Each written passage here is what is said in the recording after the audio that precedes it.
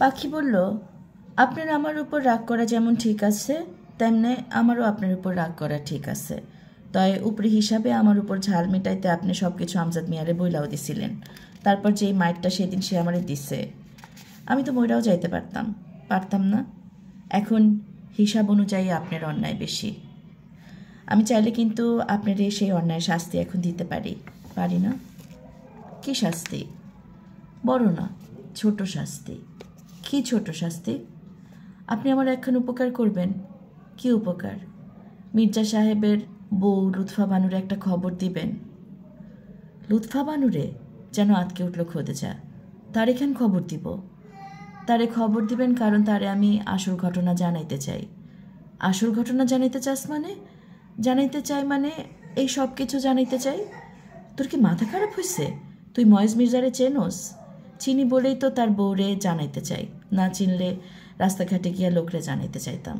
কিন্তু আমি জানি সেটা করার সুযোগ আমি পাবো না। সে তোরে কি করবো জানোস? কি করব? খুন করব। পাখি হাসল। এই বেহুদা কষ্ট সে কেন করব, যেখানে আমি নিজেই নিজেরে খুন করতে চাই। এখন মরবই যখন, মরার আগে তার শান্তিটা নষ্ট কইরা দিয়া যাইতে চাই। তার বড় পোলাপান আছে, বউরে সে খুব তোয়াজ করে। এই কথা একবার তার বউ বাচ্চাদের জানাইতে পারলে আমার শান্তি। তুই নিজেরই নিজে খুন করবি মানে? মজা করলাম। আজকাল মাথা ঠিক থাকে না। আপনার কি ধারণা সেই সাহস আমার আছে? বলেই খিলখিল করে হাসল পাখি।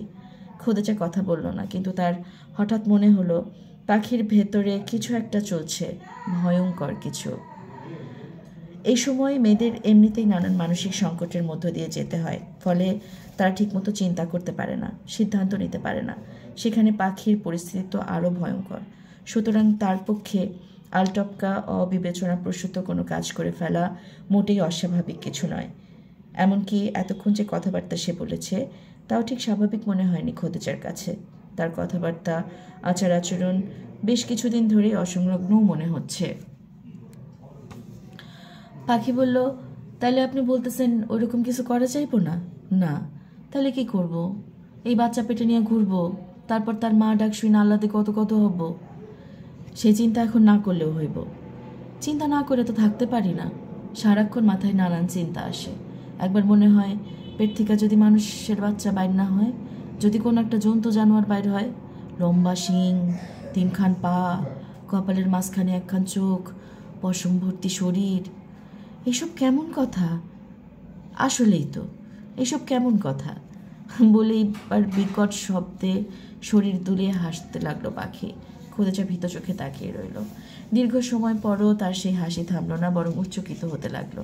খোদেজার হঠাৎ ভয় হতে লাগলো। পাখিকে দেখতে কেমন ভয়ঙ্কর লাগছে, মনে হচ্ছে কোনো একটা অশুভ আত্মা তার উপর ভর করেছে। খোদেজা বলল, দোষ করলে মির্জা করছে, পেটের বাচ্চা তো কোনো দোষ। খোদেজা তার কথা শেষ করতে পারল না। তার আগেই তীব্র চিৎকারে পাখি তার উপর ঝাঁপিয়ে পড়ল, ধাক্কা দিয়ে ফেলে দিল মাটিতে।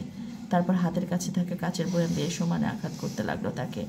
হতচকিত ভীত খোদেজা 2 হাতে মাথা ঢেকে পায়ের আঘাতে পাখিকে সরিয়ে দেওয়ার চেষ্টা করলো, কিন্তু পারল না। পাখির ওপর যেন আজ অসুর ভর করেছে। ক্রোধে উন্মাদ হয়ে গেছে সে।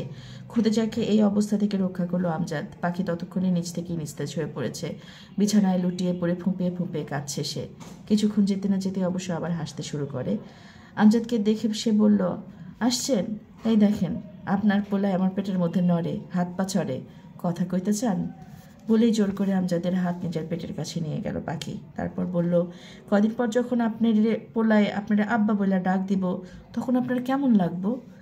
আমজাদ কথা বলল না, তবে তার চোখে একটা কঠিন ক্রূর দৃষ্টি ফুটে উঠেছে।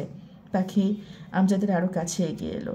তারপর বলল, বাপ বেটা মিলে মির্জার রাইস মিল মিলে কাজ করবেন, আর বড় বড় গাছের গুঁড়ি করাতের উপর উঠাইবেন। উঠানোর সময় কষ্ট হইলে আপনি বলবেন আরও জোরে। আপনার পোলায় বলবো, হেইও। কি সুন্দর না? বলতে বলতে আবারও শরীর কাঁপিয়ে হাসতে লাগলো পাখি। আমজাদ ধাক্কা দিয়ে বিছানায় ফেলে দিল তাকে। তারপর ঘর থেকে বেরিয়ে এলো।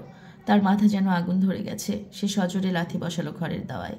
তারপর টিনের বেড়ায় তার পা কেটে তরতর করে রক্তে বেরোতে লাগলো, কিন্তু সে তা ভ্রুক্ষেপও করল না। তার চোয়াল শক্ত হয়ে গেছে, কপাল বেয়ে ঘাম নামছে, ঠোঁট কাঁপছে। চোখ দেখে মনে হচ্ছে মাথায় খুন চেপে গেছে তার। একটা জলজ্যান্ত মানুষ খুন না করা অবধি আর শান্ত হবে না সে।